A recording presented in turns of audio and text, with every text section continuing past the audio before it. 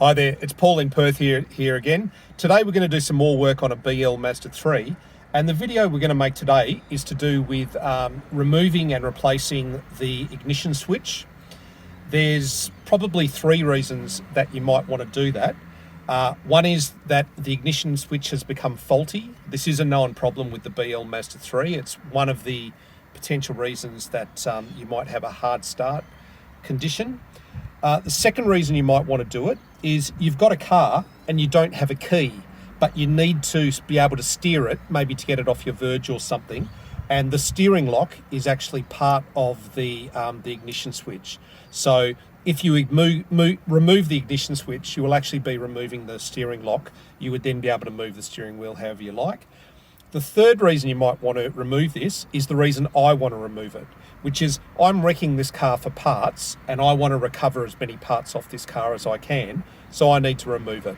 So let's talk about the process. So all of the work we're going to be doing is going to be here. So the first thing we're going to do is we're going to take a 10mm socket and we're going to remove those two 10mm bolts that are just down here, and they hold on the driver's airbag. So after you've removed those two bolts, you'll find that you can remove the airbag and that'll come off. Then you'll be looking at the steering wheel, and in the middle of the steering wheel, there's this 21mm bolt here. So you're going to get a 21mm spanner. You're going to remove that 21mm bolt, and then once you've removed some electrics, you're going to find that, and actually you've got to remove that horn wiring as well. You'll find you're then able to remove the steering wheel. What you're then going to be looking at is what I'm looking at there. So to make that a bit easier, I'll see if I can pull it out a bit further. There we go. Okay. And you're going to use a Phillips head screwdriver. There are 3 Phillips head screws underneath. And once you've taken those 3 Phillips head screws off, you're going to find that you can remove the top and bottom pieces of plastic. And I have actually oversimplified this. There is a little light here that you'll need a small Phillips head on to remove, but you'll remove that and you'll get it off. I'm sure you're smart enough to get that bit for yourself. Then you're going to be looking at the clock spring. Now, what you need for the clock spring is a T20. So that's your T20 spanner there. There are 3 T20s that hold it on. There's one in the front, one on the side, and there's one up here on the top. So you're going to remove those 3 T20s. You're going to remove all of the electrical connectors, and then you'll find that the whole thing comes off. You're going to be careful to make sure that you leave this in the neutral position, because when you put it back on, you don't want to break the clock spring, which means you need to pull it off with the wheels pointing straight, which means that will be in the 6 o'clock position. You're then going to put it back on with that in the 6 o'clock position and put the steering wheel on straight. So you need to make sure everything's lined up. Now you're getting to the fun bit. So now you're actually looking at the, so there's your ignition switch there. So now you're looking at it. This is where things start to get a bit fun. There's an electrical connector on the left-hand side. You're just going to push that connector off and get it out. Now, there are 2 bolts that hold it on. To be honest, Mazda did an interesting job in the factory. What you'll find is if you put a vice grips on that bolt and turn it, you'll find that you can actually spin it with your hand.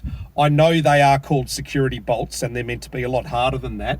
I promise you, on the Mazda 3s, they've been put in a very flimsy way, and you can actually, as long as you tap them a bit with a vice grips, you can actually roll them out with your hand. The Mazda 2, by comparison, has been properly torqued. You can't do this on a Mazda 2. It's only the Mazda 3s that appear to be quite loosely done. So that's the one on the left-hand side. The one on the right-hand side is countersunk. So I'll take it out and then I'll show you what I did to get it loose. So I'm just unscrewing it now.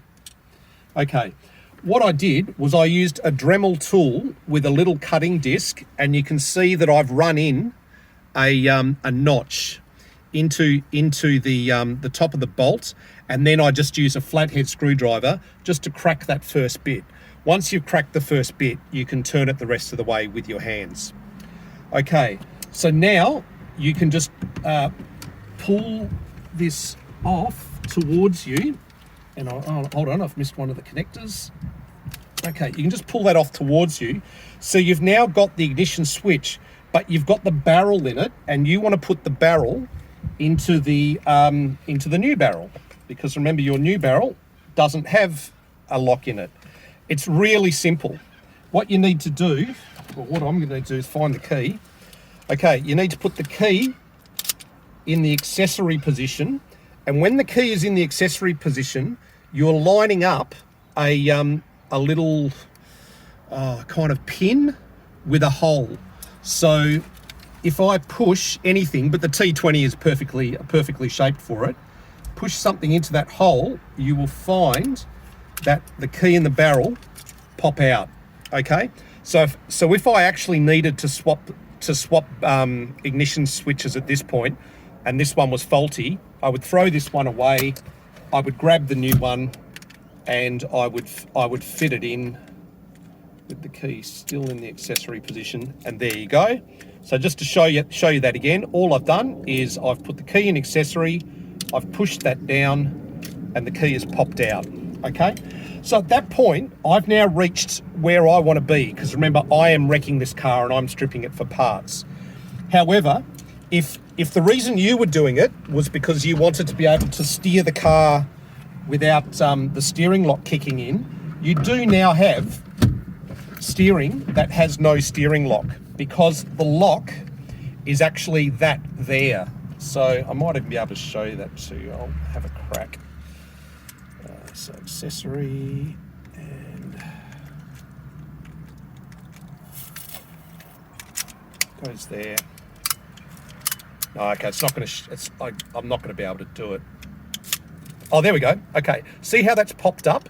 So that is what your steering lock actually is. So your steering lock is that clicking into a hole in the steering column, and that prevents it from turning. So when you unlock it, you actually are popping that down. Okay, so that's what your steering lock. That's how it actually actuates. So at this point, I have no steering lock because I don't have that installed at all. So if your objective was to be able to move the car, to steer the car without a key, you've now achieved it. If you wanted to change the barrel, you've now got enough information to be able to do that. So this is the end of my video. I hope that's helped you. If it has helped you, please put a comment and just say something nice to me, but put in it what country you're from, because I love hearing that I've helped people from other countries. And please subscribe, and please smash that like button. Thank you very much. See you later.